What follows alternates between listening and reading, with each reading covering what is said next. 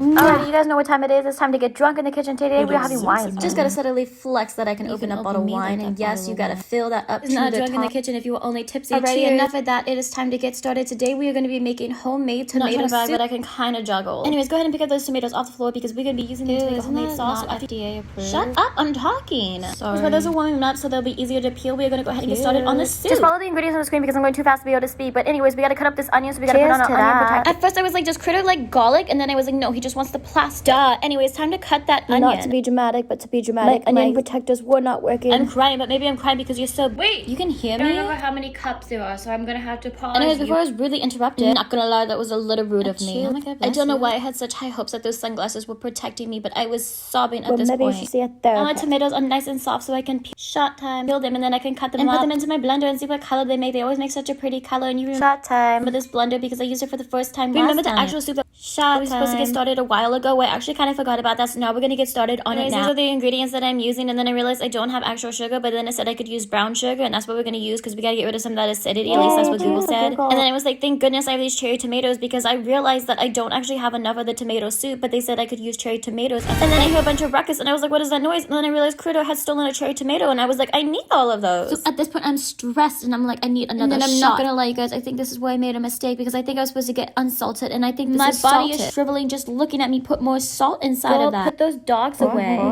Anyways, obviously we gotta season it, so these are the seasonings that I am using. Tomato soup is not complete without some grilled cheese, but first I gotta fill back up my glass because boy am I stressed. Anyways, I got this really cool bread from the farmer's market and it tasted so good. And I decided to add some flavor to that butter. I mean, just look how good that bread looks before it's even cooked. And then I was like, I need to sit down because boy am I feeling it after all of these shots. But look how pretty this looks. And then we put it in the blender so like everything else, and then I'm gonna let it simmer so it can thicken up a little bit and get started on the grilled cheese. I mean, just to look how beautiful that grilled cheese And then looks. obviously you have to cut it in half and get that. And then the soup was at the consistency that I like, so I put a little Parmesan cheese. I took a bite. It tasted good. Now I gotta go. Thank you for joining. Bye.